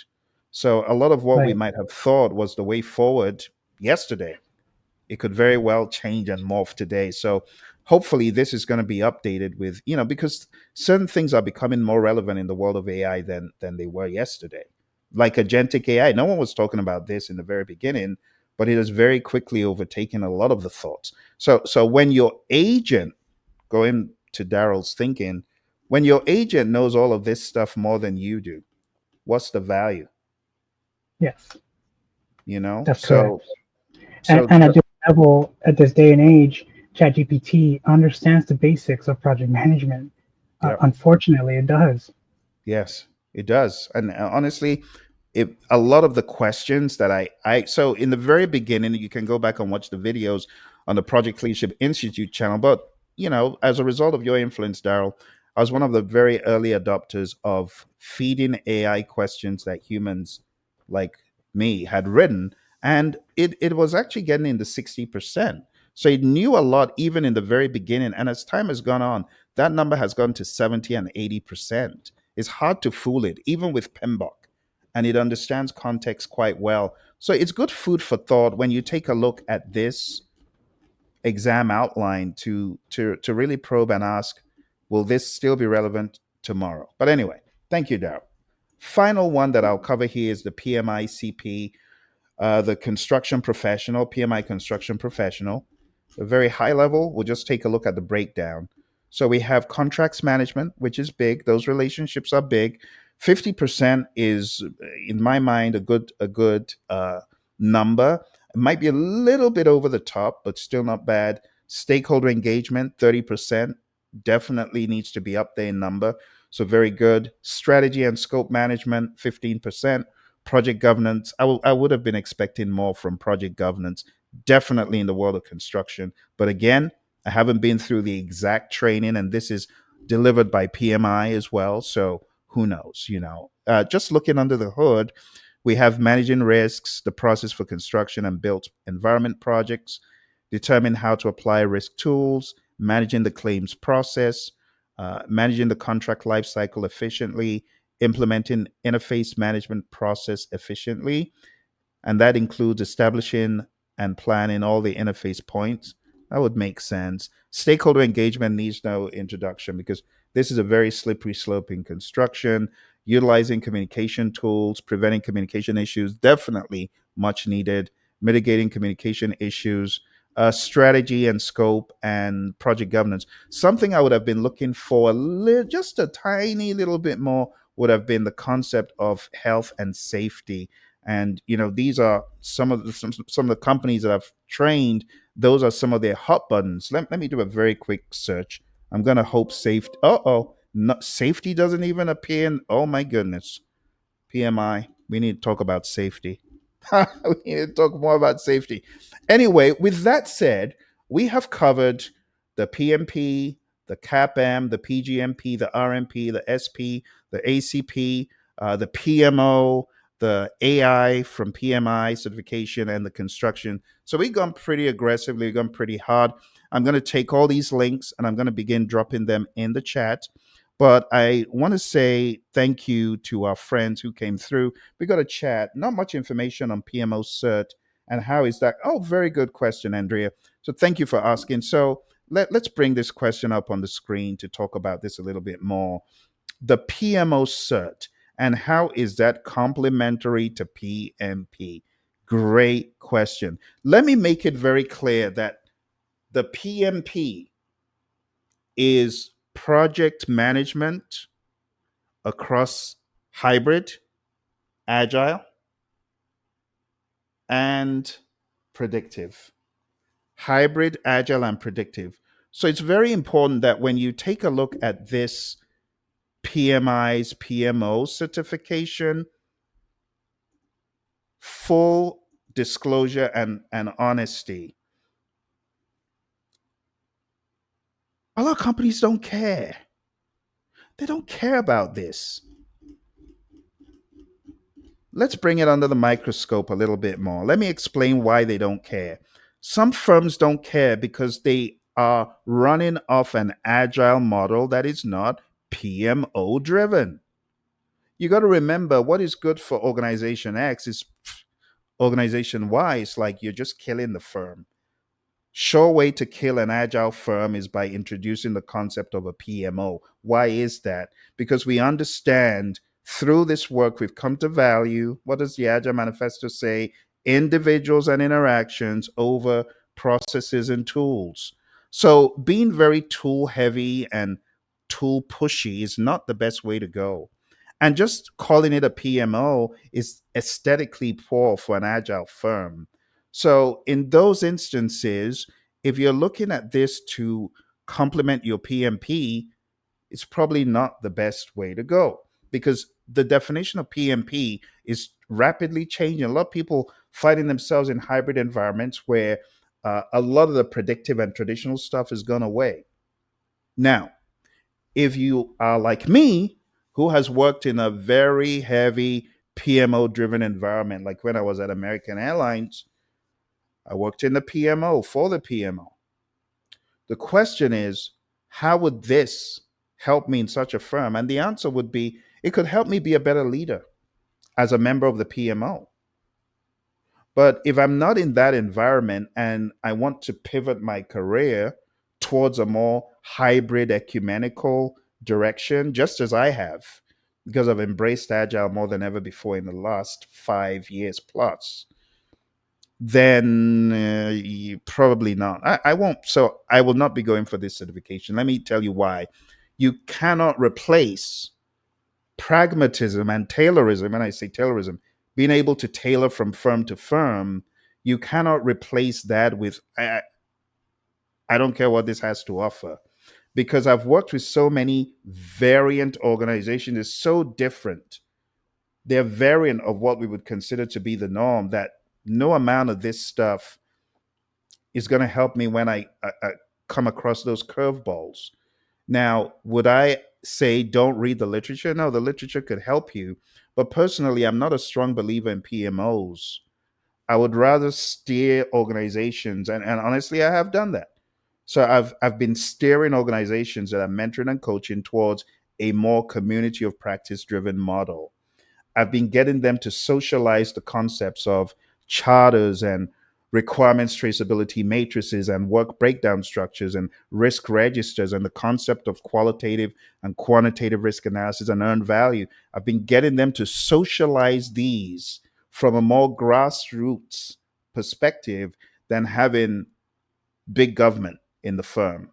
Now, I'm not saying PMOs are all bad. I'm just saying the philosophy, personally, I prefer the community of practice philosophy because it's more long lasting.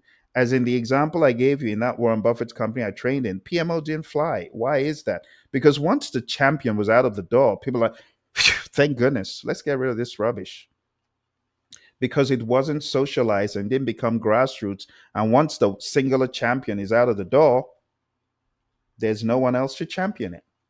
So, communities of practice are my preferred model, or an agile PMO, which I would still not want to call a project management office. I would want to call it a value delivery office, right? Or something else.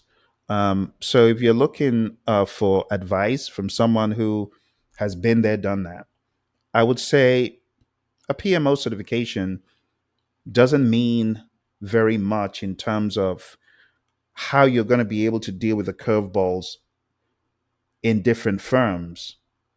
The best way to deal with these curveballs is to truly understand what you learned in the very beginning.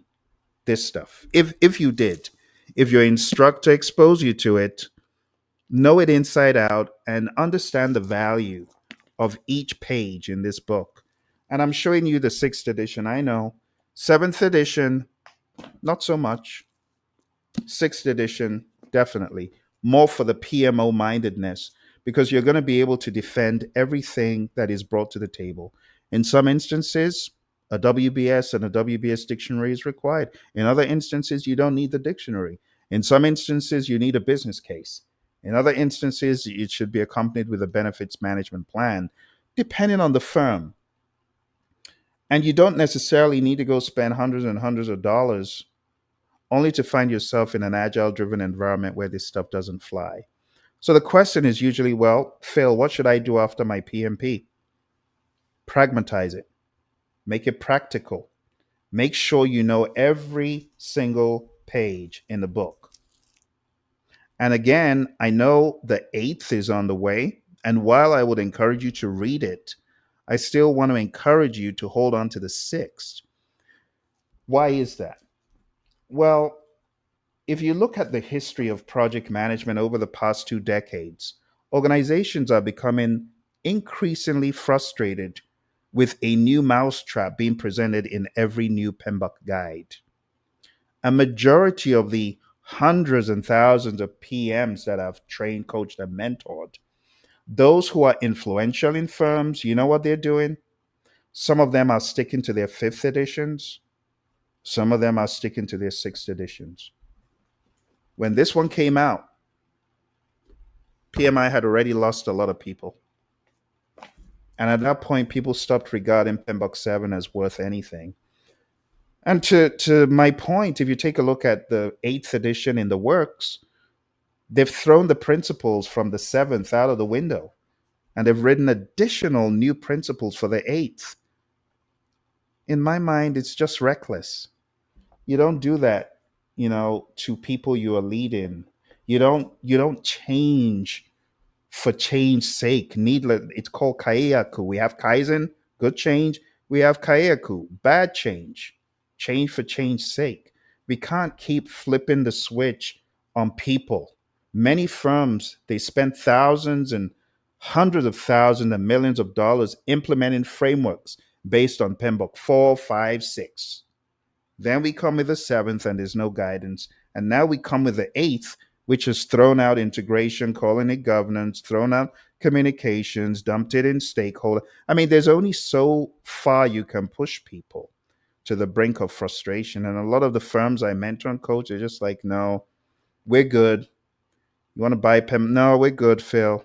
So my recommendation is truly know what today's the 49 process is. I don't think a lot of firms are going to be gravitating towards what the 8th presents. So as far as the PMO certification that you were asking about, I wouldn't recommend it. I would recommend really knowing what you have in PMBOK 6.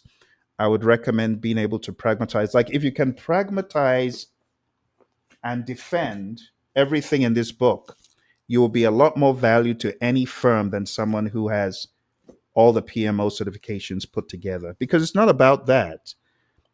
Firstly, it's about being able to make things pragmatic. And secondly, it's about leadership.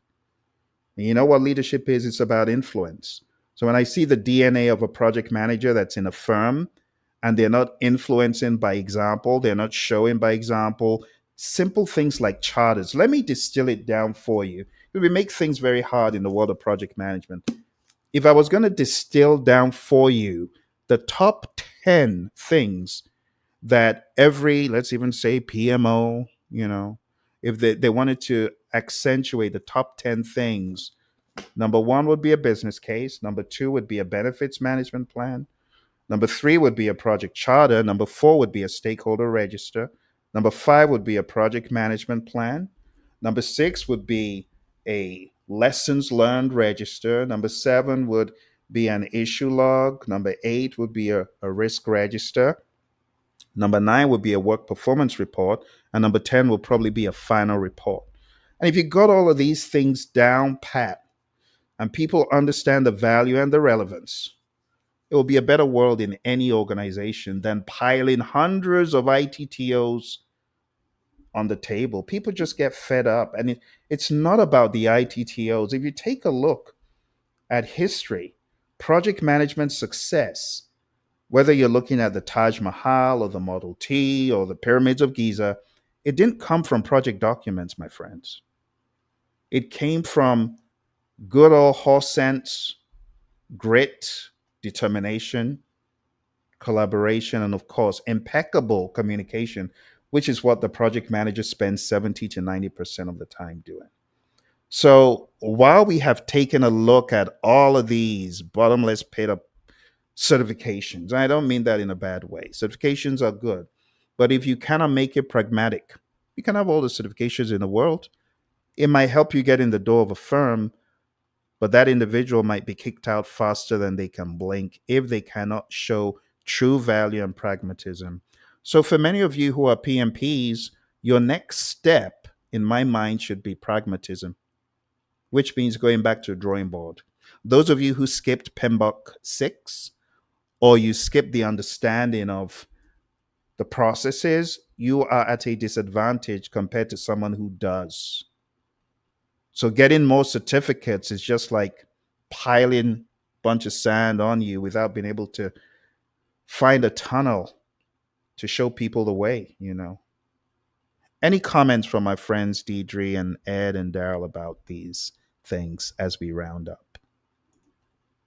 I think you really rounded that up. And I also want to let you know that I put the link in there that has all the different certifications, just in case if they want to explore other certifications. So it'll take them right to the page. But really, the context of everything, I know we went in different directions, is really about being pragmatic, getting a certification and just not getting it and doing anything with it, whether it's being a influencer to project management by creating content, what we're doing here today, or it's being a change agent within your organization. It's just important to really, all that time that you spent and sitting and passing this exam, that you actually leverage some of those skill sets. And the last part that you had regarding the PMO, that was really insightful, because I really think we are moving away from the three functionalities of supportive, directive, and controlling within a PMO, which a PMO is valuable. But what ends up happening a lot of times is that they don't want to pivot. So it's yes, we always do it this way. And I'm on the grass. I'm actually doing the projects day in and day out. And I'm saying, Yeah, that particular artifact is not aligned because it becomes a what it is called a artifact where it just sits there and no one really looks at it hardly. So I love the way that you really broke down the PMO piece of things. It's valuable to actually provide value to the business, and that's why the PMO was established anyway. So over to you, Phil. Great stuff, Ed. Any final thoughts, Daryl, Deidre?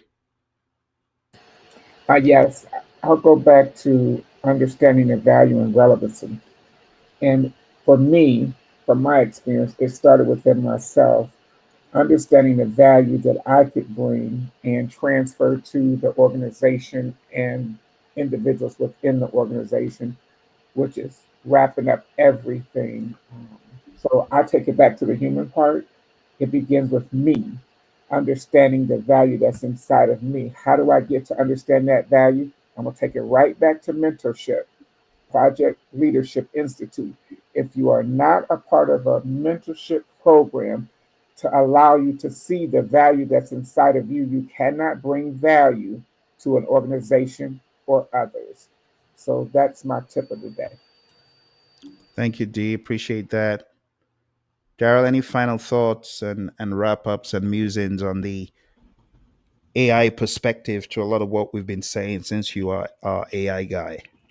Yes, for me, Phil, um, the key takeaway for this webinar and forum is to sit down and just do the pros and cons for everything that you're trying to do to accomplish that credential.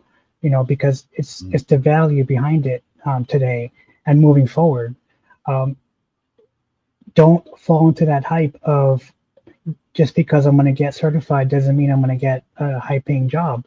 You still got to Mm, network, you still got to have the experience. However, you need to understand that a lot of educators, leaders out there, entities, agencies, you name it, are going to start to price gouge. So you need to understand what value it can bring to you and also mm. what value it can bring to you with you, when it comes to being in that environment. Beautiful stuff. All right, my friends. I want to thank everyone who came through and commented. Jay, Scott, Marcus, Andrea for coming through. Our other friends on LinkedIn who chatted in. The good Dr. Ngondo for sending in that very good question on green. And hopefully you're able to connect with Rich Maltzman there. Marcus, thank you.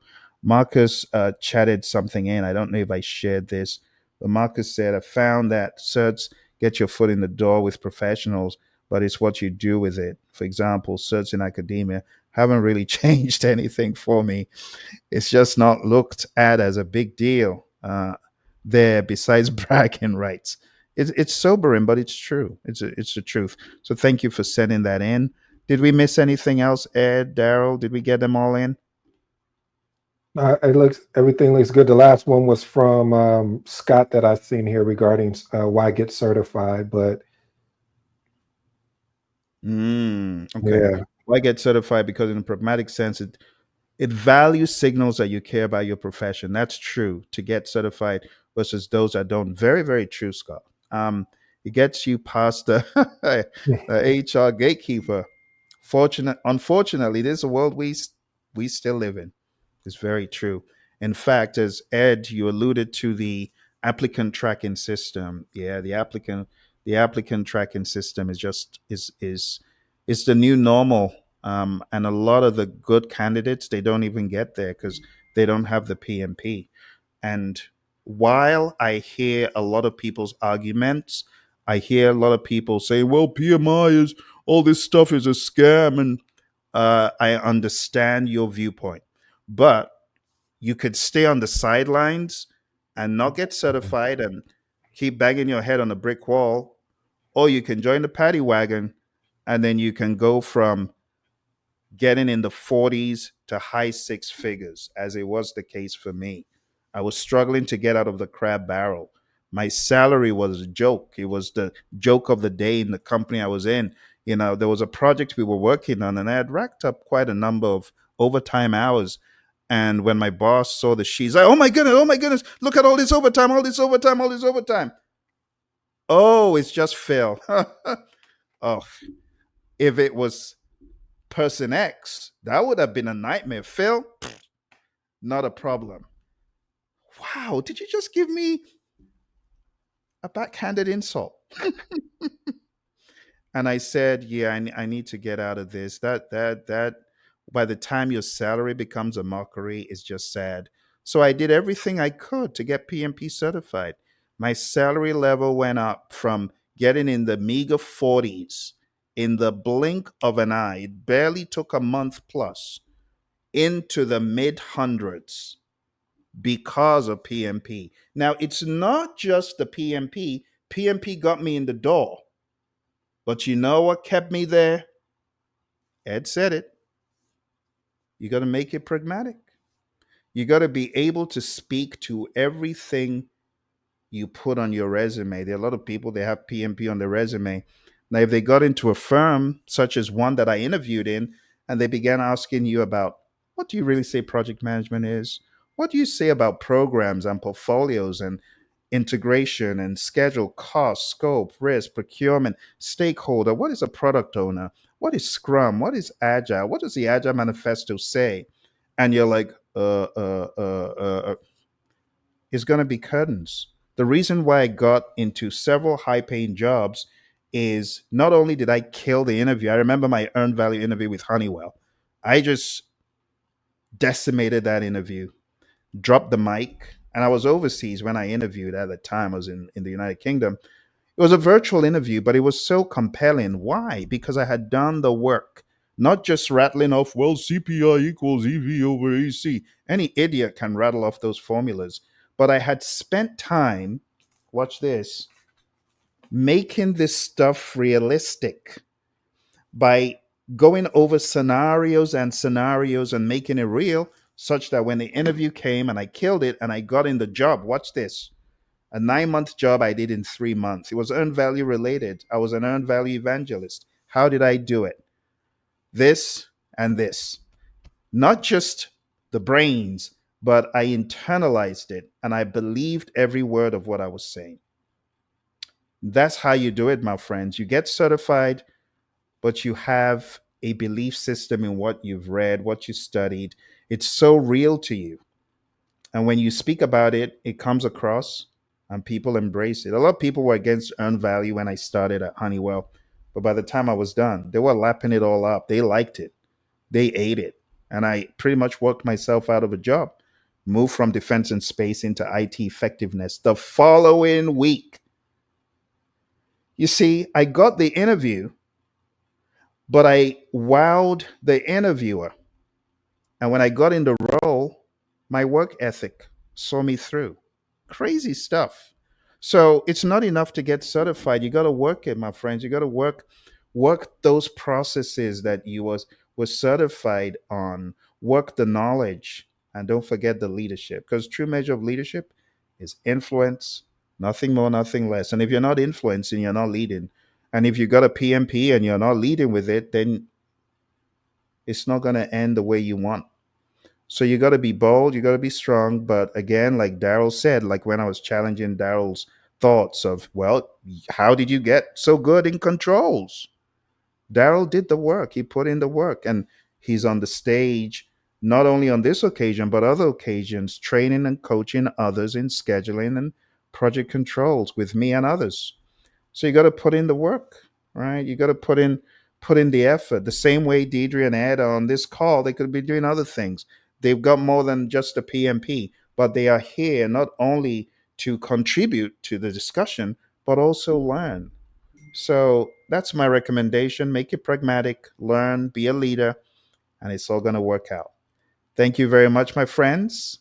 Wishing you all the very best. And if you got any other questions beyond this, feel free to put them in the chats and the comments below. This is also streaming on Edge channel, streaming on LinkedIn with Daryl as well. So don't forget, we're always here for you. Bounce off any ideas of us, and we'll be happy to comment. Thank you very much. All the very best, and bye for now.